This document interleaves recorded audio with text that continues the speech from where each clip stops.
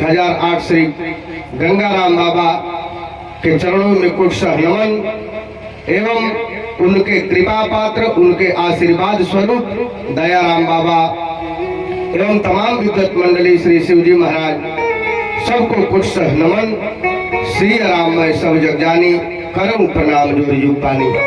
आइए हम लोग मन एवं वाणी को पवित्र करने के लिए 2 बार केवल भगवान के नाम लें और उसके बाद जो कथा कहिएगा, हम लोग कथे जब कहने के लिए आए हैं तो हम लोग कथा सुनाने का प्रयास करेंगे, लेकिन सबसे पहले 2 बार हम लोग भगवान के नाम और ताली बजाते हुए।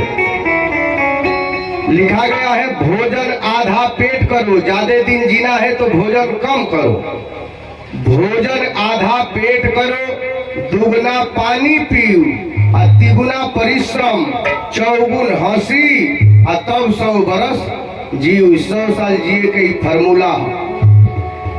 इसलिए आइए सब लोग प्रेम के साथ में ताली बजा के। ताली में इतना गुण है कि चोर को आप देखे होंगे हॉस्पिटल में, राजा को हॉस्पिटल में देखे होंगे, डकैत को हॉस्पिटल में देखे होंगे, पंडित को हॉस्पिटल में देखे होंगे, लेकिन ट्रेन में जब हम लोग जाते हैं तो कैसा दिखाई देता है जो ताली बजा के पैसा लेता है, उसको कोई हॉस्पिटल में नहीं देखा होगा। ये ताली का गुण है। और जो परमात्मा के कीर्तन भजन में ताली बजाता है तो उसके दुर्भाग्य की रेखा मिट जाती है और सौभाग्य की नया रेखा उत्पन्न होती है। इसलिए प्रेम के साथ सब लोग 2 बार भगवान के नाम ताली बजाते हुए। और हम बराबर कहा करते हैं भोजन में थाली का, भोजन में थाली का, बगीचा में माली का, भजन में ताली का, कान में बाली का, ओठ में लाली का, समधियाना में गाली का और ससुराल में। इसका बहुत महत्व है। इसलिए ताली बजा के सब लोग कि बजाते बांसुरी हो, बजाते बांसुरी एक बार मुरलिया वाले, बजाते बांसुरी एक बार मुरलिया वाले, बजाते बांसुरी एक बार मुरलिया वाले, बजाते बांसुरी एक बार मुरलिया वाले, बजाते बांसुरी एक बार मुरलिया।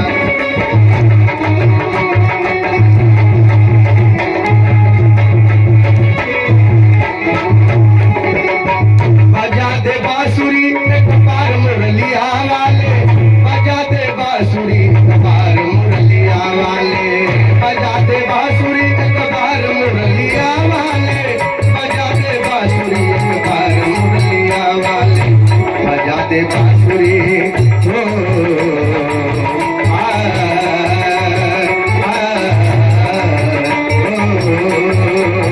बजाते बांसुरी एक बार मुरलिया वाले, बजाते बांसुरी एक बार मुरलिया।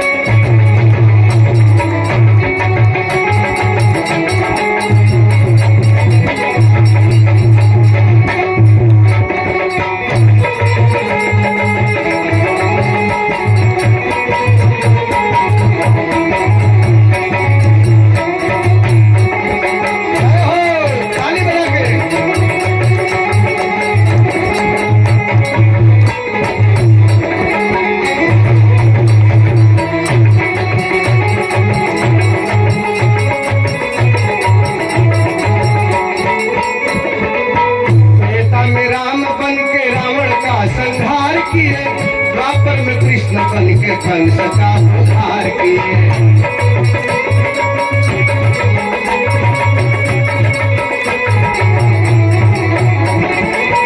त्रेता में राम बन के रावण का संहार किए, द्वापर में कृष्ण बन के कंस का उद्धार किए।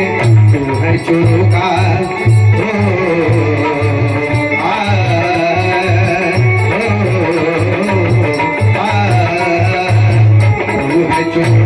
सरदार मुरलिया वाले, तू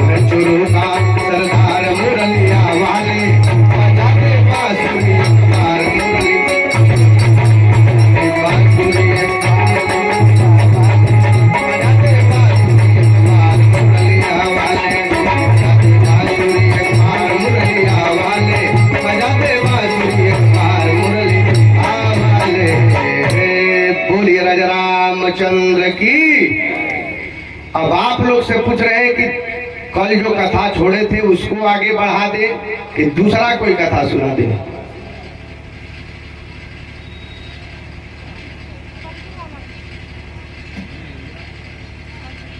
कल बोला आई कल जो है हम लोग राम जी के विवाह की तरफ गए थे।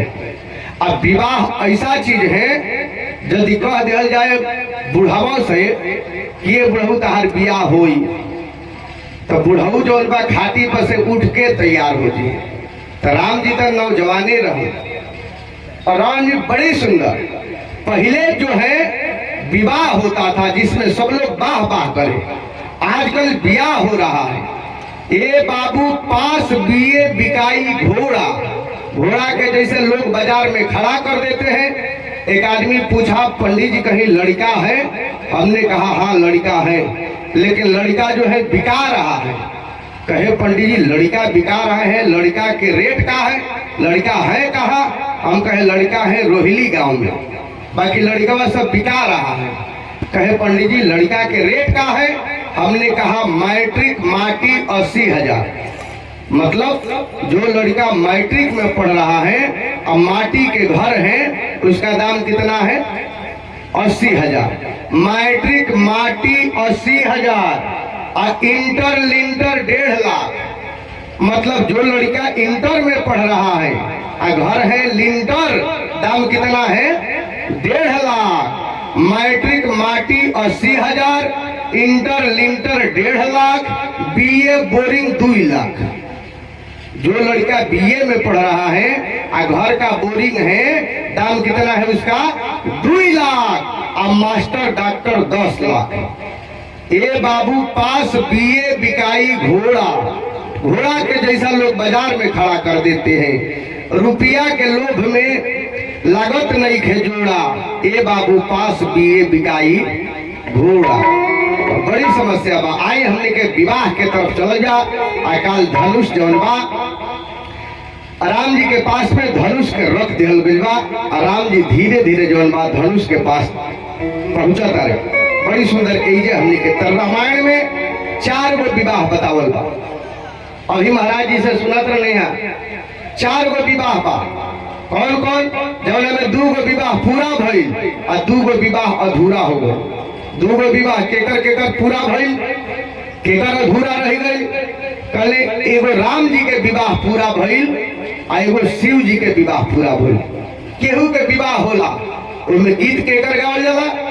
पुरैनी पात पर बैठेली गौरा देई, सपना देखेलियो दभूत है।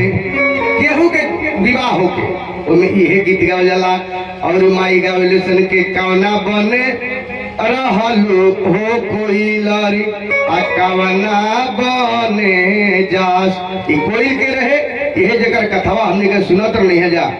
जब सती जर गई सती मरत हरिशन बर मांगा, जन्म जन्म शिव पद अनुरागा।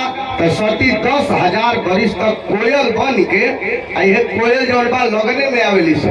तो हर साल उम्मीद लेके आवस कि जब तारकासुर के अत्याचार हुई, जब शंकर जी विवाह करे के कही है और तब शंकर जी जब तैयार होते हैं तब हमारे विवाह होई। ये कोयल बन के घूमत तारी उहे माई गीत गावेली सन। लेकिन उन्हें हमने के जाए के नहीं के। तो 4 गो दुल्हा बाड़े और 4 गो विवाह बा। केकर केकर? एगो बा राम जी के विवाह, एगो बा शिव जी के विवाह, एगो नारद जी के विवाह बा, एगो सुपनेखवा के विवाह बा। जौना में 2 गो विवाह पूरा भइल और 2 गो विवाह अधूरा हो गई। राम जी के विवाह पूरा हो गई, शंकर जी के बुढ़ौती में विवाह पूरा हो गई, लेकिन ये 2 गो विवाह अधूरा हो गई। कौन? नारद जी के विवाह और सुपनेखवा के विवाह, ये दोनों कट गए। काहे? नारद जी भी देखले कि विवाह के जब आ गई टाइम, तुरंत भगवान से रूप मांगत रहे, आपन रूप दे ही प्रभु मोही। ए भगवान तनी आपन रूप दे दी तो हमार बियाह हो जाए। अब भगवान बड़ा टेंशन में हो गए। कहले बताओ ना, एगो ये तो घंटी उंटी डोलावत रहा हमार आई हो फेरा में बाकी बियाह करके भाग जाई। कहले भगवान के हम तो कोनो जवना जन्म भइल बा जवना रूप में हमार तो कोनो बियाहे नहीं के भइल। और भगवान लगले मिलावे, कहले मछली के जन्म लिहनी तो बियाहे ना भइल, कछुआ बननी बियाहे ना भइल, मोहिनी बननी बियाहे ना भइल, सुअर बननी बियाहे ना भइल, नरसिंह बननी बियाहे ना भइल। नारद जी कहले कि ये मछली कछुआ के जोड़बा। भगवान कहले तो बामन बनल रही, परशुराम बनल रही, एमे बियाह ना भइल। कहले एगो बानरे के रूप बाचल बचल, इनके पर चेक कर देबे तो हो जाई तो ठीक है बा, ना हो तो आगे देखल जाई। यह बानर के रूप दे दिले, उनको बियाह ना भइल। आ सुखने खवा राम जी के जब देखलस तब रहे 60 साल के बुढ़िया, आ गई ब्यूटी पार्लर में आ मेकअप करके आके बन गई 16 साल के गुड़िया। आके राम जी से कहतिया, hello mister Ram, I am beautiful. कहले बस बस रुक जाई, लागत पश्चिमी सभ्यता के ही। अब विचार करी, राम जी जौन बा धनुष के पास पहुंचता रहे, और पहुंचला के बाद सीता मैया जौन बा बार बार प्रार्थना करता रही सूरज भगवान के, हे सूरज भगवान। गणेश जी के प्रार्थना करता रही, पार्वती जी के प्रार्थना करता रही, शंकर जी के प्रार्थना करता रही, मानी बिकल हो गई बड़ी। कहली जय जय गिरिवर राज किशोरी, जय महेश मुख चंद चकोरी। कहली जय गज बदन। चौपाई के जवना लड़की के विवाह नहीं के हो, चौपाई के नित्य प्रति पाठ करी तो उसे निश्चित विवाह हो जाए। कहली जय महेश जय गज बदन, खड़ानन माता जगत जननी दा मिनी दुती दाता। ए भैया पार्वती, यदि आज ना चाहबू तो हमार विवाह होखे वाला नहीं है। जब निकलता देखली मैया आशीर्वाद दिहले, कहली विनय प्रेम बस भई भवानी, हसी माल मूरत मुस्कानी। मूर्ति जौन बा हंसे लागल। शंकर जी अंदर से बोलले, काहे हंसलू हा? पार्वती जी कहली कि यही तरीका से हंसी छूट गई। ना बताओ हंसलू हा काहे? कहली कि ये सरकार यही से हंसनी है। जब हम पार्वती बनल रही, एक बार लक्ष्मी या नारायण रास्ता धके जात रहलो, तो लक्ष्मी पूछली नारायण से, हे प्रभु, है लड़किया जंगल में आके तपस्या करतरी के है? कहली कि ई है, इनका नाम है पार्वती, इनका नाम है आदि शक्ति जगदम्बा। तो ये तपस्या काहे करता रही? कहली बियाह करे खातिर। भगवान नारायण कहले बियाह करे खातिर। लक्ष्मी जी हंसे लगली, कहली हई देखा, ये भी 8 वर्ष के भली तो इनकर बियाह के बेचैनी हो गई। उहे मैया पार्वती जी कहली कि का हो सीता, यही से ई बात याद आ गई। सीता जी के देख के हंस दिली। कहली विनय प्रेम बस भई भवानी, आ खसी माल मूरत मुस्कानी। पार्वती जी कहली हम तो 8 वर्ष के रही तब बियाह के चर्चा चलौनी, आ तू 6 वर्ष के बाद तारा बियाह के बेचैनी हो गई। यही सहज दिल कहली जा मन जाहि राचे हो, मिले ही सोबर सहज सुंदर सावरो, करुणा निधान सुजान शील स्नेह जान तरावरो। पहले से ध्यान देने बड़ी। एने राम जी जो बात धनुष के पास आ जाता रहे, और धनुष के पास पहला के बाद में अंतिम प्रार्थना कर रहा बड़ी गणेश जी के। ए गणेश भगवान, कोनो भी दुख सुख होला तो तहरे को लोग याद करेला, ऐसे अंतिम बार हम तारा के याद करता नहीं। आई तक हमने के गणेश जी के एक लाइन कि जय गणेश जय गणेश जय गणेश देवा, जय गणेश जय गणेश जय गणेश देवा, माता जाके पार्वती पिता महादेवा। जय गणेश जय गणेश,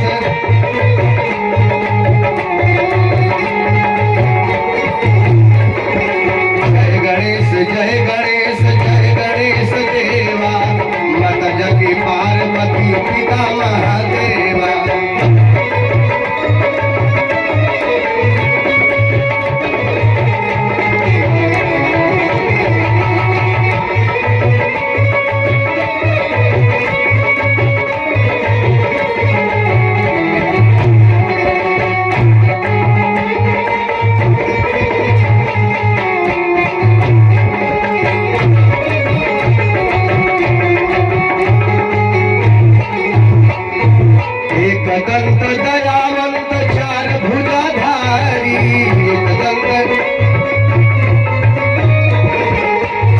दंत दयावंत चार भुजाधारी, एक दंत माथे सिंदूर सोहे मूस की सवारी, माथे सिंदूर सोहे मूस की, हार चढ़े फूल चढ़े और चढ़े मेवा, हार चढ़े फूल चढ़े और चढ़े मेवा, माता जाके पार्वती पिता महादेवा।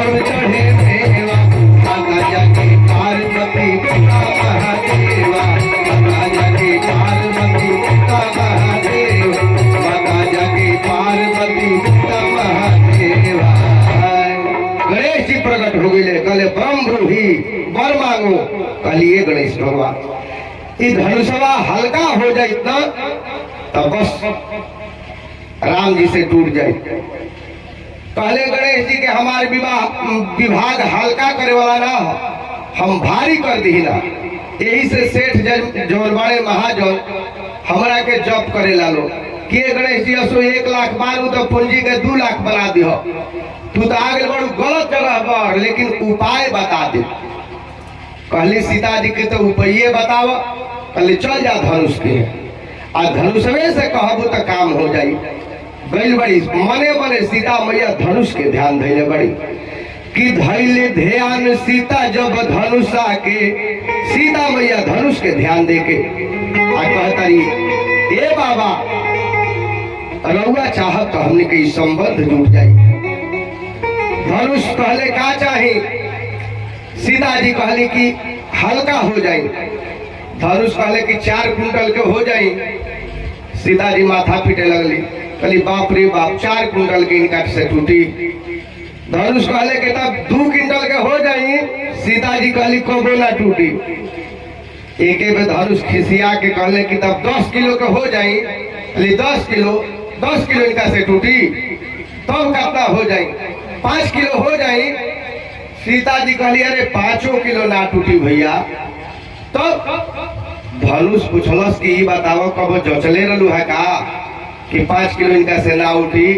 सीता जी कहली हाँ एक बार जचले रहनी। कहिया मेहरारू के तरीका न होला, ये तो कह दो नहीं हर बतियावे के बढ़िया से बतिया। मैं खाना बनौले बड़े नू खैले है कि ना? बबुआ कैसन बा, बाबूजी कैसन बाड़े? आ जहाँ आ गई दुल्हा के फोन, हेलो का हल बहू? अरे का करू कपार दोरही से भारी भइल बा। अरे राम होला यही डिपार्टमेंटल है सर। सीता जी ध्यान धैली और सीता जी ध्यान धई के कहत रही धनुष भैया यदि तू चाहब तब हमार विवाह हो जाए। तो धनुष कहले कैसे जचले बाड़ू? कली फुलवारी में जब हमारा से इनका से भेंट भइल आ जब 10 ग्राम के डोलची रहे और 5 ग्राम के फूल रहे, और जब हमारा के देखले कि ना राम जी तो उनका पसीना छूटे लागल। अगहन के महीना में राम जी के विवाह रहे, अगहन के महीना में राम जी के पसीना छूटे लागल। कैसे हम जानता नहीं कि कल भाल तिलक श्रम बिंदु सुहाए, पसीना तर चल रहा बा। तो धनुष कहलस हम हल्का तो हो जाए, लेकिन यदि हम हल्का हो जाए यही में से कोनो राजा देख लसन पुरवैया हवा बहे उधियाए लगब तो कहली ना ओकर उपाय बा का कहली जतना धनुष के बल बा जतना धनुष के वजन बा कुल राजा पर डाल दे उठबे मत करो सब ले बड़ा सीता तारा बियाह में उरे बा ले हाँ बाबा इहे चाहब तब विवाह होई ये कहले ठीक बा। अब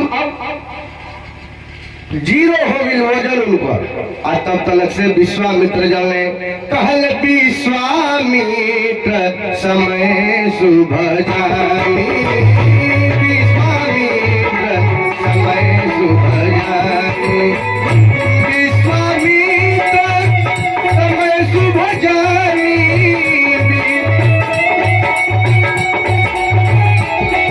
बोले यति स्नेह में पानी बोले अभी स्नेह में पानी उठहु राम देखिए बाबा के तरफ से बहुत बहुत दान बा उठहु राम धन जहु भव चापा उठहु राम धन जहु भव चापा में गहिदात जनक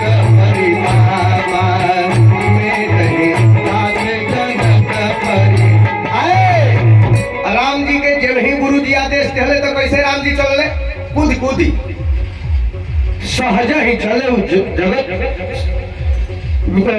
विश्वामित्र समय शुभ जानी बोले अति स्नेह मैं बानी उठऊ राम भंजहु भवचापा में कहीं तात जनक प्रतापा सहज ही चले जगत सब स्वामी जगत के स्वामी सहज धीरे धीरे चल रहा बड़े आई जतना राक्षस रहसनी कैसे चलत रहसन तमक की धरन धनु मूढ़ पर तमक तमक के चलत रहसन कहले धनुष की देखा बैलेंस तो जीरो कर देले बानी आ जहां पुरवैया हवा बहल तनी मनी चाहे पश्चिमा तो डगमग करे लगी या कौनो उठ जाई तो बस तूरे में देरी ना लगी तो ये मत कहिए कि हमार अब कहत कि धनुषवा बोलत रहे उठत रहे चलत रहे बढ़त रहे इस शास्त्रीय प्रमाण में धनुष बोलता था धनुष बढ़ता था धनुष घटता था कैसे धनुष कैसे बनल रहे कहले दधीची के हड्डी से जौनबा धनुष बनल रहे आ दधीची के हड्डी जब पूछल गई दधीची से कि उद्धार कब हुई कहले छुहलो मत हमरा के जब नारायण के अवतार हुई ऐसे कि जतना भी कतनो तपस्या करो तो शायद हमार मोक्ष हुई कि ना हुई लेकिन त्रेता युग में जब नारायण के अवतार हुई और सीता के विवाह जब होके को हुई उहे जब हमरा के स्पर्श करी है तब उहे हमार प्राण तो हो जाई और उहे मोक्ष हो जाई उहे विश्वामित्र समय शुभ जानी ये समय के विश्वामित्र जी बतौले बड़े राम जी जौन बा आके धनुष के खड़ा हो गई बड़े अब राम जी के भी भय भय बा कि धनुष तो बड़ा भारी बा अब का करी अब चौपाई पर ध्यान दी राम जी पूछा था इशारा में ये धनुषवा हमारा से उठी ना सीता जी मने में कहता रही ये काम कर देला बानी तू छुआबा बस उठ जाई ही कैसे अब चौपाई पढ़त तो ध्यान में आ जाई कहले तब राम ही बिलो की बैदेही राम जी धनुष के लेकर छोले राम जी का कहले बड़े जब धनुष के पास आई बड़े तो सीता जी के देखले बड़े और सीता जी से पूछो करे क्या करी अब देखी बिलोकना ताकना झाकना देखना निरेखना आप लोग विद्वान बैठे हुए हैं सब एक ही है लेकिन सबका प्रयोग जो है अलग अलग है ताकना के मतलब भी देखना है झांकना के मतलब भी देखना है बिलोकना के मतलब भी देखना है निहारना के मतलब भी देखना है लेकिन सबके प्रयोग जौन बा अलग अलग बा जैसे अंग्रेजी में लुक मतलब देखना सी मतलब देखना वॉच मतलब देखना रीड मतलब देखना लेकिन सबके प्रयोग जौन बा अलग अलग बा जैसे अंग्रेजी में आपसे कहल जाओ कि घड़ी देखो तो घड़ी देखे के कहल जाई तो ओकर प्रयोग जो बा बदल जी look at the picture photo देखो तो look at the picture picture को देखना है और घड़ी देखो तो रीड द वॉच, घड़ी को देखना भी है और पढ़ना भी है। घड़ी देखला से ना हुई, देख के अब बतावे के पड़ी कि हाथना टाइम होता तो ओकरा में लाग जी रीड द वॉच, घड़ी देखो। अब मंदिर देखो, विजिट द टेम्पल, देखही के बा। वही तरीके से सीता जी जोन बा कैली का बिलोकली, बिलोकला का मतलब कृपा प्रदान कैली शक्तिमान के। और शक्तिमान के जब कृपा प्रदान कैली तब राम जी धनुष के तुरले नहीं खन। अब कै तुरले बस राम जी कहता रहे कि तू तो हमरा के फुलवारी में जांच करिए ले बड़ू। 10 ग्राम के डोलची बा, 5 ग्राम के फूल बा, जब टूटत नहीं खे आई 10-10 हजार राजा मिल के उठावत रसन, धनुष हमरा से उठी। सीता जी कहली एको तारा करे के नहीं खे, इस सब काम हम करब। और तुलसी बाबा के चौपाई पढ़ी, राम जी धनुष के तुरही नहीं खन। के तुरले बा कहले राम बरी, राम जी बरी हो गए बड़े, राम जी धनुष के छुआ ही नहीं खन। और चौपाई पढ़त बुझाई सिय भंज चापा, धनुषवा के भंजन के कैले बा सीता जी। प्रमाण का बा कहले जब राम जी धनुष के उठैले बारे तो विद्वान आप लोग बैठल बानी चौपाई पढ़ली। कहले ले त उठावत, राम जी धनुष के पकड़ले बड़े आ पकड़ी के उठौले बड़े। खैचत गाढ़े तब कहले काहू न लखा, केहू देखल ही नहीं के कि उठैले बड़े कि धैले बड़े कि पकड़ले बड़े। कहले ले त उठावत खैचत गाढ़े काहू न लखा, देखी सब ठाड़े। सब लोग खड़ा बा, बिजली चमकल एकाए। अब माई भगवती के कृपा भइल, तीसरा नेत्र खुलली। और तीसरा नेत्र के कृपा से जौन बा कहलते ही छन राम मध्य धनु तोड़ा, तेहि छन राम मध्य धनु तोड़ा। हरे भुवन भूमि घोर कठोरा, हरे भुवन भूमि घोर कठोरा। तुलसी बाबा का लिख ले तेहि छन राम मध्य धनु तोड़ा। मध्य धनु का मतलब विद्वान आप लोग बैठल बानी आ कथा में जब भाव मत होके तो वे तरी चौपाई पढ़ना से तो कोनो विशेष लाभ लेके होके के ऐसे थोड़ा हमने के भाव के प्रति आओ जाओ। तेहि छन राम मध्य धनु तोड़ा का मतलब, मध्य धनु का मतलब 3 गो राम जी रहन टाइम में। 3 गो राम जी कौन कौन? एगो राम जी के नाम रहे परशुराम, एगो राम जी के नाम रहे श्री राम, आ एगो राम जी के नाम रहे बल राम। तब पूछल जाए कि कौन राम? कहले सतयुग में परशुराम रहन, उहो नहीं खन तोड़ले। द्वापर में बलराम रहन, उहो नहीं खन तोड़ले। तो तोड़ले के बा कहले तेहि छन राम मध्य धनु, मध्य राम जौन रहन ऊ तुरले बड़े। और मध्य के एक आध गो भाव और बताओ धनी। हमने के दिन कहिया से चालू होला? रविवार से गिनती चालू होला। तो रविवार के छोड़ के सोमवार, मंगलवार और बुधवार 3 गो एने और बीएफए छोड़ दी, शुक्रवार, शनिवार और रविवार। और धनुष का दिन टूटल बा गुरुवार के, कहले बीच दिन के। वाह, देखी बाबा के तरफ से धनुष टूटला में। ब्याह में तो भैया खर्चा लागी नू, ब्याह तरी होई ना। राम जी के विवाह में दान मिले। चलो बाबा तार नाती पोता खूब बढ़िया पढ़ लिख के इंजीनियर डॉक्टर बनी है। और हम लोग के ब्याह में खूब सुबह कन्या मिली हो सब। जन पतोही के 3 टाइम तेल लगाई, हाँ तोहरों के दोनों बेरा भोजन कराई। अब विचार करी न सोमवार के टूटल, न मंगलवार के, न बुधवार के, न शुक्रवार के, न शनिवार के, रविवार के टूटल कहिया? कहले बीच दिन के गुरुवार के। कहले तेहि छन राम मध्य धनु तोड़ा, भरे भुवन धुनि घोर कठोरा। और एगो भाव बताओ तनी, हमने के जहाँ बानी जा, इस 3 लोग के बीच में बानी जा। नीचे बा पताल, ऊपर बा आकाश, और बीच में बा धरती। न पताल में धनुष टूटल, न आकाश में धनुष टूटल। धनुष कहाँ टूटल? बीच में। कहले तेहि छन राम मध्य धनु तोड़ा, भरे भुवन धुनि घोर कठोरा। घोड़ा। अब आई हमें तनी सुंदर भाव में, और जब धनुष टूट गई तो सीता जी के साथ में 14 गो सखी आई बड़ी जयमाला डाले खातिर। लेकिन हमें वो दूसर कथा सुनाओ तनी। तो सीता जी के साथ में 14 गो सखी, जमुना में हनुमान जी भी सखी बन के आई बड़े, शंकर जी भी सखी बनल बड़े, और ऊ जयमाल लेके आवता लो। लेकिन तब तक से उससे पहले 5 गो सखी और आवता लो, आ ई 5 गो सखी जवन बा जयमाला डाले खातिर आवता लो। आ सखी जवन बा गीत गावत धीरे धीरे धीरे धीरे आवता लो। कौन गीत? अरे किल्ली जय, अरे पहिरी जयमाला, ली जय पहिरी जयमाला, अरे सुनहुनी दशरथ के लाला, जय पहिरी जयमाला,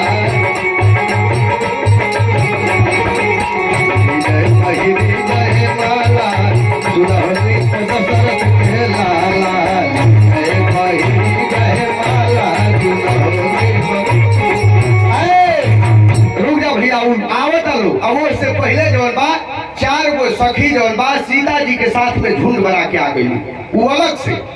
राजा दशरथ जी कहले सुना सुना, जितना लोग बढ़ आई बढ़ तो मिथिला विश्वविद्यालय एगो सर्टिफिकेट दी, इस सर्टिफिकेट लेके अपना अपना घरे डालो। राजा लोग कहलो कि हमनी के तो धनुष तोड़ले नहीं की जा, ते में सर्टिफिकेट मिली कौना चीज के? तो 4 गो लड़की सीता जी के साथ में 5, मतलब सीता जी के मिलके 5 गो लड़की आई लोग विवाह करे खातिर। केकरा केकरा साथे? कहले लज्जा कीर्ति प्रीति, लज्जा आईली, कीर्ति प्रीति और जो बा दीनता, ई 4 गो सखी आई गो सीता जी, 5 गो सखी आई लोग। तो लज्जा के विवाह केकरा से भइल? लज्जा के विवाह वो आदमी से भइल जे आइल है धनुषवा तूरे खाती, और ओकरा टूटल ना, ओकरा से विवाह भइल। एकरा कहल जाला कि लजाई लइका। हाँ, तो लज्जा के विवाह केकरा संगे भइल? अरे के राम जी के बोरे अइली, राम जी के बोरे अइली, 4 गो कुंवारी, लाजा कीर्ति प्रीति दीनता यौरी, सिया सुकुमारी, लाजा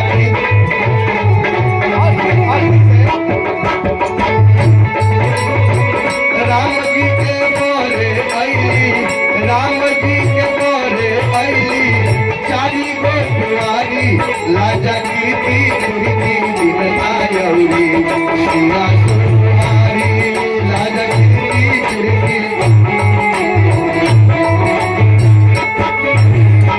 लज्जा के विवाह के साथ लाजा ओही को जे राजा धनुहा के ना, जे राजा धनुहा के ना, सकल तिल भरकारी। आय हाय, जे राजा धनुहा के ना, जे राजा धनुहा के ना, सकल तिल भरकारी। लाजा ओही वर के गौरव में माला हल डाली, लाजा ओही वर के गौरव में माला हली।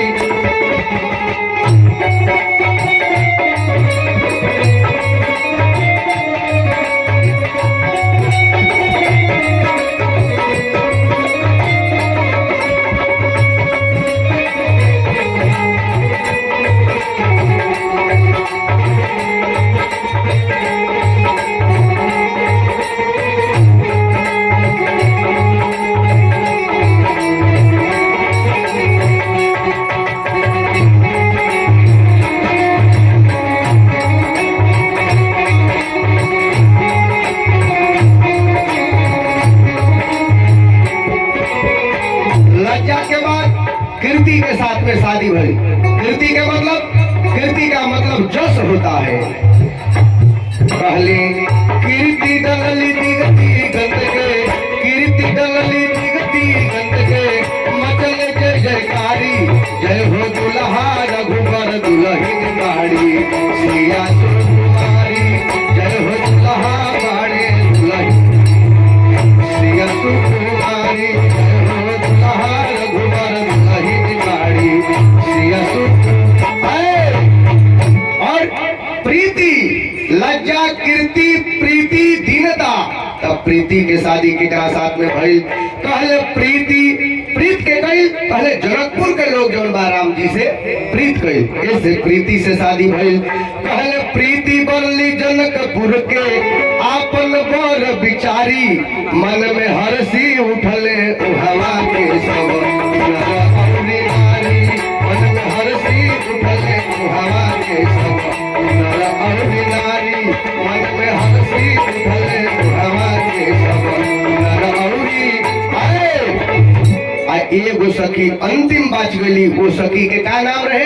कहले वो सखी के दीनता नाम रहे। तो दीनता के लिहल, कहले दीनता के शादी भइल परशुराम जी के साथ में। दीनता मतलब दुखिया, थकान, जो अपना के हारल समझे ओकरा के दीनता कहल जाला। अब आई लेकिन हमने के जयमाल आगा करा के तब आगे परशुराम जी के कथा के तरफ बढ़ल जाई। सखी जौन बात जयमाला लेके 14 गो सखी सीता जी के साथ में आ गई। अला के बाद में राम जी से कहतरी, ए राम जी कि ली जय पहिरी जयमाला, ए राम जी कल ली जय पहिरी जयमाला, सुनहु नृप दशरथ के लाला, जय पहिरी जयमाला, सुनहु नृप दशरथ के लाला, जय पहिरी जयमाला, सुनहु नृप दशरथ के लाला। भैया राम जी से सखिया कह रही है, ए राम जी कैसे कैसे तो हमार बहन जो बा धनुष तुड़वा दिलस, अब जल्दी से तनी झुक जा। आ झुक के हमने के हमार सखी जौन बिया, हमार बहन जौन बिया, इनकर उम्र बा 6 साल के, और राम जी के उम्र बा 15 साल के। तो सीता जी छोटा बाड़ी, तनी झुक जा। लक्ष्मण जी खड़ा हो गए, कहले भैया जहां झुकल मेहरारू के आका कि जीवन भर झुके के पड़ जाए। अब राम जी सोचले कि कैसे कैसे देखो यह जन्म में बियाह होता। कहले भैया जहां हमार बात ना मनल, बियाह होते मेहरारू के देखते भाई के छोड़ दिया, बदल गई। राम जी कहले ना हो, बदल नहीं की। आज सखी ने आग्रह कर सन, ए दुल्हा सरकार तनी झुक जाई कि तोड़ धनुष तो है झुकने पड़ेगो। ए राम जी जब धनुष के तोड़ दिला तब झुकबा तबे नु मलवा डलाई। कहले राम जी की सुना, हमारा में कुछ बाना, ई हवे हमार डंडा आ हम है इनकर झंडा। तो जब तक से डंडा झुकी ना तब तक से झंडा झुके वाला। इनके से उपाय पूछलो। सखी फेर में पड़ गई सन, लक्ष्मण जी से चिरौरी करता सन, ए लक्ष्मण बबुआ, ए लक्ष्मण भैया, ए पाहुन झुक जा। आ पाहुन औरी हाँ एकदम मूड बनौले बड़े, झुकबे ना करो। एगो वही में चतुर सखी रहे। चतुर सखी कहलस रुक जा। हर बियाह में एगो चतुर सखी, एगो चतुर फुआ मिल जाली सब। एगो तो हमने देने के घटना हो, गुरहथी होत रहे।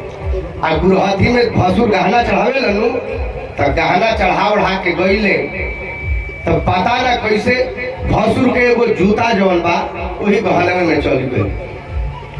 अब तो बड़ा परेशान हो गई सन, कहली सन कि हई का हो, तो हई कान में के हो, हई नाक में के हो, हई गोड़ में के हो, अपन कुल बतौली सन। ई देखली सन तो कहतरी घर तो नया डिजाइन के कुल जूता चप्पल चलता। कहतरी सन सखी की हई कुल तो गहनावा चिन्हाता, हई सिकड़ी हो, हई झुमका हो, हई बाली हो, हई हार हो, हई चिन्हात नहीं के कि ई कौन गहना हो। बुझाता कि बाहर रहेला भसुरा, अब बाहरे से कोनो गहना ले आई बा। तो सास लड़किया के माई कहलस कि सुन, तहरा लोग के ना बुझाई, वो किला फुआ यदि आ जाई ऊ बता दी, उसे कि कतना जाना के देखले बिया गहना पुरान होई, हो सकता कोनो पुरान गहना होई। गइलो ए अकेला फुआ है देखो एगो कौन गहना देखती है, तो गरजा वाला की तो गहना हो ना, आ चिन्हात हइये नहीं के। अब इज्जत नु बचावे एक बात कहती है कि हई इहे तार लोग के नहीं के चिन्हात, अरे इहे नु लोग के बेसरी हो। का कोई जला कले करा के नाक में सुतरी ले नाथ के आ नाकी में पहिरल जाला। वो आधा किलो के जूता सुतरी ले सी के नाकी में लगौली, 3 दिन में मुंह फूल गए। वही तरीका से वो चतुर सखी रहे। चतुर सखी कहलो सुनो लो हमारा के उपाय बा का पहले इहे उपाय बा कि हम चाहत तो माला डाला जी कहलो कि है ना देखो तू चाहबू माला डाला जी आ कबे ले हटियाई ललुहा गइल गुरुजी के पास में आ गुरुजी के जाके कहली कि ए गुरुजी के प्रणाम कैली आ गुरुजी से कहली कि ए गुरुजी धनुष का टूट गई जब तक से रहुआ आदेश ना दे तो जयमालावा डलाई कैसे जब जयमाला डलाई ना तो बियाह होई कैसे विश्वामित्र जी कहले चिंता मत करो चलो अभी 2-4 मनिया रह गइल बा तनी जब कर ले तनी आ ओकरा बाद आओ तनी आ एने सखी जवन बा आके चतुर सखी सीता जी ले कहतरी घबरा मत काम बना देले बनी हो ई खुदे 2-4 मिनट में काम हो जाई एतरी देख लेलो लेकिन उतावला बानू बार सखी जवन बा आग्रह करतरी सन अतनी सब लोग हमनियों के ताली बजा के राम जी के विवाह हो रहल बा ऐसे सब लोग ताली बजा के अरे केली जय पहिरी जय माला केली जय पहिरी जय माला सुनहो नृपद दशरथ के लाला जय पहिरी जय माला सुनहो नृपद दशरथ के लाला दशरथ के लाला हो दशरथ के लाला दशरथ के लाला जय पहिरी जय माला सुनहो नृपद दशरथ के लाला जय पहिरी जय माला सुनहो सिय सनम फनिज शीस झुकावहु सिय सनम फनिज शीस झुकावहु लकी सखी होई है निहाला हो लकी सखी होई है निहाला सुनहो नृपद दशरथ के लाला जय पहिरी जय माला सुनहो नृपद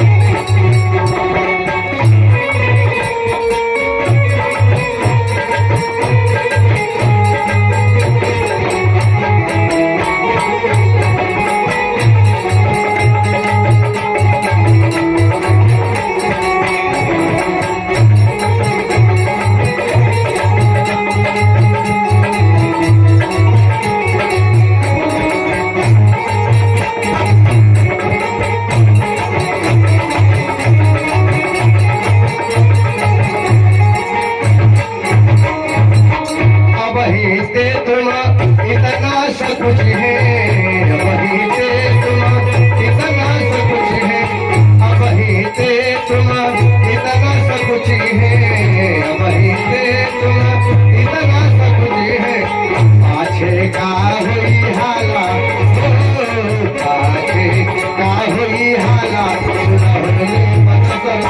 लाला जय पहिरी जय जय पहिरी जय माला सुनहो नृपद के लाला जय पहिरी जय माला सुनहो नृपद के और एगो बता देता नहीं और ओकरा बाद जवन बा जयमाल डलवावता नहीं और सीता मैया ही ना डालत रही काहे ना डालत रही ये से सीता मैया ना डालत रही एक तो बहुत कारण बा लेकिन घड़ी पर घड़ियाल सवार बा ये से सीता मैया ना डालत रही कि सीता मैया के अंगुरिया में 8 गो पत्थर पहिरले रही नीलम कुमेद पाना पुखराज ये सब अंगूठी पहिरले रही और सीता जी सुनले का रही कि पत्थर इनका गुड़वा में जब मालवा डली है तो गुड़वा लागे के पड़ी कि ना तो मालवा जब डाल के गुड़वा लगी है तो के हो जाई वो 8 मेहरारू हो जाए सन तो जब मेहरारू हो जाई तो के हो जाई वो हमार सवत हो जाई और मेहरारून के हर चीज स्वीकार हो जाई लेकिन सवत जौन बा ठीक ना लगी एगो यही पर छोटा सा घटना याद आ गई बता देता नहीं एक बार शंकर जी बैठल रहन पार्वती जी के साथ में तो मन में पार्वती जी का कि कितना दिन से हमने के सामने से बैठल बन जाए चौमास हो गए सावन भादो कुआर कार्तिक चलो कम से कम कार्तिक में भगवान के विवाह होला तुलसी विवाह चलो वही तनी घूमल जाए तनी मन लागी पार्वती जी कहली कि ए भोला बाबा कहले शंकर जी की का चली ना तनी कहीं घूम आवल जाओ मेहरारू के हमरा सबसे बड़का झमेला ये बुझाला कहीं घुमावे के कह दो ये सबसे बड़का झमेला बा कहीं लिया जाए के बाद केहू लोग पहुंचे नहीं के ट्रेन में लिया जाए के बाद अपने आदमी टंगाइयो के चल जी जनरलों में चल जी उनका खातिर रिजर्वेशन कराओ रिजर्वेशन नहीं खे मिलत तो एसी में रिजर्वेशन कराओ मतलब कि कैसा हो ना कैसा हो भैया ले के जाए के बाद अब मरद तो कैसा हो जनरलों में टंगा के जो पछोला टंगा के चल जे आगे से पाछा कैसा हो की गाड़ी छोड़ के दूसरों गाड़ी में चल जे ट्रेन में मान ली कि जाए लगले भीड़ बा और पति पत्नी दोनों लोग खड़ा पड़े जेकरा से बोले के नहीं कोकरो से नीचे केहू बैठल बात है भैया सीट दे न दीजिए कहीं कितना देरी के बाद तो हम सीट पर बैठे नहीं के सीट दे दी अब हाथ जोड़ के कहा दे दीजिए लेडीज है अब तू कहे कि लेडीज है तो क्या करे हम जेंट्स नहीं है अब तू सोचबा कि मेहरारू क्या कहता हमार इज्जत खराब होता अब कहो पहचानते नहीं हो कहे कि बताए तुमको अब उठी अतनी काड़ा मिजाज कर तो दे दी तू गुस्सा उतना तक तो ठीक बा लेकिन मर्द मेहरारू में कबो झगड़ा हुई 2-4 महीना 6 महीना के बाद अब मेहरुआ से कहो पहचानती नहीं हो हमको कहीं पहचाना तनी कैसे ट्रेनवा में पिटाई हो उहे न हो पिटैलो मेहरारू खाती आ जीवन भर कर शंकर जी कहले सुन ये कोई फेरा में मत पर काहे के लिया जाए संसार के नियम हो दुनिया में मास्टर साहब कतनो लेकर के पढ़ा दिए लेकिन मास्टराइन के देखिए तो बुद्धि फेल हो जाए प्रधान जी एगो पंचायत देख ली है लेकिन जहाँ प्रधान के देखिए बुद्धि फेल हो जाए पंडित जी कतनो कथा कहता रहे लेकिन जहाँ पंडिताइन के देखले बुद्धि फेल हो जाए। हाँ अब जी तो पंडित जी राती में कथा कही कहले आप पंडिताइन से कहले सुनती हो पंडिताइन बड़ा गर्म मिजाज कर रही कहली क्या है पंडित जी कहले जल्दी से गर्म पानी कर दो पंडिताइन कहली नहीं करेंगे तो क्या करिएगा पंडित जी कहले तब ठंडे पानी से नहा लूंगा अब के भैया तारे से लड़ाई करे जाओ। अब शंकर जी से पार्वती जी कहली सुना बुढ़ऊ बैठल रहता रह चलो कहीं हमरा के घुमाओ शंकर जी कहले ना घुमाई तो कर हटे होत रही कहले चलो कहाँ घुमल जाई शंकर जी कहले एने ओने मेला बाजार में लेके जाई तो देखी है तब मन इनकर घूमे के करी चलो भगवान जेकर ध्यान धरी ना चलो ओकरे के लेके चली लेके नारायण के चल गई जब नारायण के लेके चली गए भगवान शंकर जी तो शंकर जी या भगवान विष्णु आपस में बतियावे लगल और बतियावले के बाद में मेहरारून के इतना जल्दी से कनेक्शन जुटेला ट्रेन में जात रहे मर्द एक जगह बैठल पड़े केहू केहू ना पूछी चल जाए के बाद बनारस चल जी अब मेहरारू जहाँ बैठली सब एगो पहले तक खिसिया के बोले कैसन बिया हो मेहरारू धाका कल ना चलू मेहरारू चल होने आ जहाँ बैठल ए बहनी कहाँ घर हो तो बता दे गाजीपुर एगो हमारे गोतनिया के लड़किया तो वैसे बिहल बिया अब नाता जोड़ लिए अब बुझाई कि घरे के अब बतियावत बुझे अरे जात तो उतना होने की बुझाई के नेवता हकारी चले लगे। हाँ अब मैया पार्वती जब गईली लक्ष्मी जी से भेंट भइल तो लक्ष्मी जी कहली कि चलो हम तारा के अपन फुलवारी घुमा दी तो भगवान विष्णु के फुलवारी के नाम है नंदन फुलवारी नंदन फुलवारी में लेके लक्ष्मी जी घुमावत रही तब तक से पार्वती मैया का देखली कि उनका एगो हाथ लगैले बड़ी काड़ा बेरा सोना की कहली पार्वती जी मेहरारू के ज्यादा सोना पर आकर्षित होला मन। हाँ अब समझ जी के देखले पार्वती जी कहली ए बहिन ये कहिया बनौलू हा बुझाता कि कमा के देले रहे का बुढ़ौता कहली लक्ष्मी नहीं हम ये हमार भैया देले रहे हैं वाह तार भैया तो बड़ा कमा के देता रे हो हमार तो भैया कबो अबे ना कर पहाड़ हुए नु तंदो तो पहिरी ये लक्ष्मी जौन बा दे दिहली निकाल के बेरा आ पार्वती मैया जो ही पहली तो ढीला होके लागल आ गई ले जाता लक्ष्मी जी निकाल ले निकली तो हम जानत तो बनी सब में सुनवा ना ठीक लागेला काटता तारा में अब दोनों जानी मुझे लड़ाई हो गई लक्ष्मी जी कहतरी पार्वती जी की तोहरे पैसे धन भइल बा कहली भर लिख है हमार नाम लक्ष्मी हो हमार मर्द केहू के घूमे ना जाला आ तू तो लिया के आ गई बड़ू के एक टाइम भोजन हमार चली अब दोनों आदमी में हो गई शंकर जी या विष्णु भगवान बतियावत आलू लोग तो कोनो पते नहीं के क्या बात बा निकाल के गहना दे दिली आ देहला के बाद कहली पार्वती जी से कि तहार बुढ़वा लक्ष्मी जी कहली कि तहार बुढ़वा तो शमशान घाट पर रहेला भिखारी हो ओकरा कुछ होइए नहीं के तो का तारे के बनाई पार्वती जी भी कहे लगली हमार बुढ़वा भिखार ना हो हमार तो दूसरा के दे के भिखारी हो जाला आ तहार तो बुढ़वा डकैत हो लुटेरा हो कहली लक्ष्मी जी की हमार बुढ़ावा हमार पतिदेव लुटेरा हवे। कहली हाँ हो जानत नहीं के देखे जानो। कहली कि यज्ञशाला में बलि के मांगते होंगे। यज्ञशाला में बलि के जाके छल कर दिया और छल करके पूरा संपत्ति हड़प लिया। तो ये धन के कौन काम बा? हमारा बुढ़ावा के तो झोली में राखे रह लेके दे दी, भले अपने कंगाल हो जाई, लेकिन दूसरा के घर भरे वाला हवे। कहली और पार्वती जी से लक्ष्मी जी कहली जा जा तहार बुढ़वा नचनिया हो। कहली हमार बुढ़वा तो ना नाचेला, तोहरे बुढ़वा नाचेला। कहली ऊ कब नाचेला? कहली यज्ञशाला में बलि के मांगते होंगे, अपन मुरलिया शिव के आगे नाचते होंगे। जब भगवान शंकर करे बड़े किए विष्णु भगवान हमारा के मोहिनी रूप दिखाई, तो मोहिनी बन के भगवान के सामने शंकर जी के सामने नाचल पड़े। उहे दुल्हा दुल्हा हवे। और दोनों लोग में हो गई विवाद। ई कवना बात पर सुनावत नहीं? सौवत के मैया सीता जी जवन बा घोड़ देखी लागो, डरे कि पथावा छुड़ा जी बस सौवत हो जाए। और कहली पार्वती जी चलो काम में जल हो गई, आवाज के बाद आवल ना जाई। अब शंकर जी मेहरारू के अपना रोकी देखा तर कि कर माई ने लागत तरी हो, बुझाता कि सांझी का माला आफते रही का। विष्णु भगवान देखा तारे कहा तारे कि इनको तो उहे हाल बा। जाई जब दोनों आदमी पूछल जाई का हाल बा। ये रास्ता में शंकर जी चलले, कहले का हो ठीक बाड़ी नु? ठीक बानी, तू जहाँ लिया के डाला हमरा के बेइज्जतिए करा देलो। हम कहे के तारा के भैया लिया जाता नहीं, तू अपने सही लुहा। कहली कि हमसे न भंगिया पिसाई, अरे अभी कुमल बा हमरो कलाई। अब जहाँ कहलो भांग खाए के तू जनी हो। अरे कि रउआ राख लिए भोला जी पीसे के भांग एगो दाई। रउआ राख लिए भोला जी पीसे के भांग एगो दाई। रउआ राख हमसे न भंगिया पिसाई, अभी कोमल बा हमरो कलाई। हमसे न भंगिया पिसाई, अभी कोमल बा हमरो कलाई। रउआ राख लिए भोला जी पीसे के भांग एगो दाई। रउआ राख लिए भोला जी पीसे के भांग एगो दाई। मात्र 5 मिनट खाली रुक जाए। अब गैली मैया पार्वती लिया के आ कहली जा आज के बाद से हमारा उनका न्योता हकारी टूट गई। कहा है कोई बात बतौली? शंकर जी कहले है ई कुल कहे के कहलू हा, इहे कहे खातिर गइल रहू। कहली तो काहे ना कही, तारा के नचनिया कहत रही हा। मेहरारू सब बात बर्दाश्त कर लियो सर, अपने खूब गाली दे दियो सर, लेकिन जहां मर्द के दोसर के हो बोलती उनकर खैरियत नहीं के।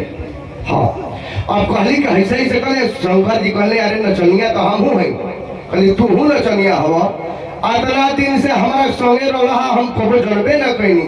कहलिए बुढ़ऊ जब नचनिया हो तो नाच के हमरा के दिखाओ, खाली 1 मिनट नाच के दिखाओ। शंकर जी कहले लो अब ना बनल और ही बन गई। कहले बुझे लाइलू लड़ाई कोई के बेजे मर्द के नचैबू ले नचैबे करो। तब शंकर जी कहले सुनो जब नाचे को तो बड़ा गड़बड़ हो जी। का नाचे के तो हम नाच दे, लेकिन एगो घटना हो जी। का कहले डिम डिमा डिम डमरू बाजी, जटा मोर बिखर रही है। जब हम ले करके और डिम डिम डिम डिम करेंगे तो जटा जो है खुल जाएगा।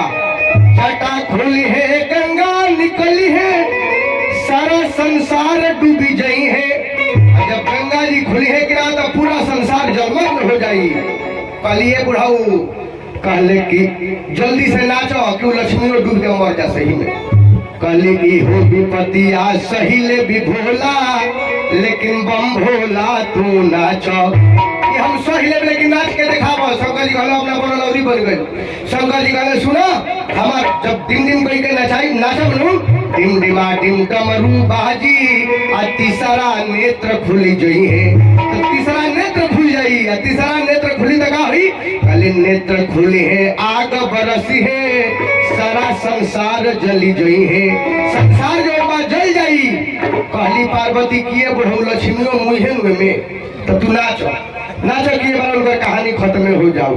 कहली ई हो विपत्ति आज सही ले भी भोला, लेकिन बम भोला तू नाचो। शंकर जी कहले अब कौन हम दिमाग लगाई? हे तीसरा कहले सुनो कपार पर हमारा चंद्रमा बने आ चंद्रमा में अमृत होला तो जब हम नाचब तो अमृत चुई कहले डिम डिमा डिम डमरू बाजी अमृत टप टप चुई अमृत चुई मसानी जागी। अब मसानी जब बाघंबर जागेगा तो बैला के खा जोई है। कहलिए बुढ़ऊ बैल खाओ चाहे भैंस खाओ ये बात हर नाचिए के दिखावे के बा। कहली वो विपतिया सहिले भी भोला लेकिन बम भोला तू नाचो। अंतिम बात कहत रहे शंकर जी बुझाता मनी है ना अब नचाइए के मनी है। कहली सुन ल नाचे के तो नाच दे लेकिन अही मुड़िया में देखा था गर्दनिया में का बा। पार्वती जी कहली का कहले मुड़ी के माला। तब कहले चंद्रमा जब चंद्रमा में अमृत बा कहले डिम डिमा डिम डमरू बाजी अमृत टप टप चुई आ अमृत चुई मसानी जागी आ सबत तोहार हो जई है। ई कुल तहार सबत हो जहसन बोला नाची कि ना नाची। कहली के बुढ़ऊ सब स्वीकार बा लेकिन सबत बनावल हमरा स्वीकार। कहली इहे विपतिया नाही सहाई अरे बम भोला जनी नाच। गुरु जी आके प्रणाम कैले बड़े गुरु जी के राम जी आ जो ही राम जी झुक के प्रणाम कैले बड़े आ सखी जौन बा चतुर सखी इशारा कैले दिया देरी मत करो। जो ही झुकल बड़े राम जी प्रणाम करे खातिर गुरु जी के ये सीता जी जौन बा जयमाला डालल बड़ी बोलिए राजा रामचंद्र की।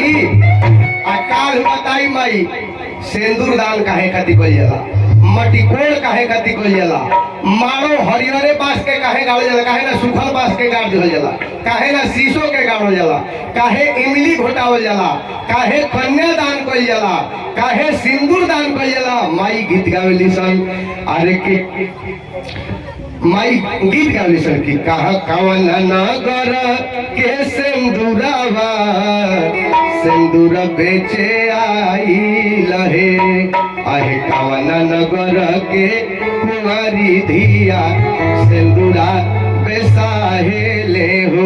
काल शंकर राम जी के विवाह करावल जाई खाली इहे बताई काहे बासे के मारो में रहलन काहे इमली घोटावल जाला चूंकि समय बहुत लेट हो रहल बा त काल ई तमाम बात बताई काहे लावा में रहल जाला। अलावा में माई गीत गावेली सन अरे लौआ मेरा वये मैना का भैया अरे लौआ मेरा वये लक्ष्मी निधि भैया बहिनी तुहार हो। और का गावली सर कि धारते हूँ भैया धारवा जनी टूटे हो। और गावली सर मटकोर होला अरे कि कहवा के पियर माटी कहाँ के कुदार हो कहवा के साथ सुहागी माटी कोड़े जात हो कहवा के साथ सुहागी माटी कोड़े जात हो कहवा के पियर माटी कहाँ के कुदार हो कहवा के पियर माटी कहाँ के कुदार हो कहवा के साथ सुहागी माटी कोड़े जात हो कहवा के। बोलिए शंकर भगवान की। काल बताओ जी काहे हल्दी लगाओ जाला सब कन्यादान विदाई सब हुई सबके बार बार प्रणाम। जय हुआ जय श्री राम। बोलिए के पुरुष भगवान की जयकारा प्यारा लग जाए।